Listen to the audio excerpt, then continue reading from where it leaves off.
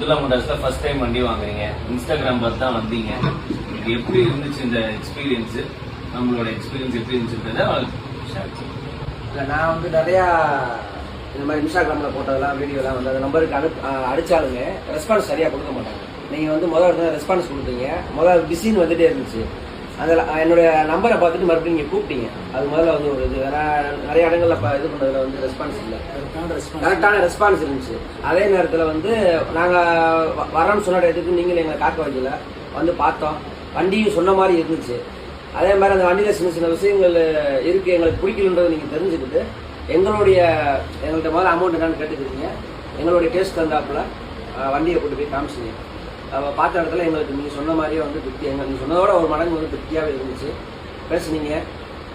இன்னைக்கு தான் பார்த்தோம். இன்றைக்கே பார்த்துட்டு உடனடியாக மறுபடியும் போயிட்டு வந்துட்டு கொடுத்து முடிச்சுட்டு இப்போ நைட்டு இப்போ மணி 11 ஆச்சு. 11 மணிக்கு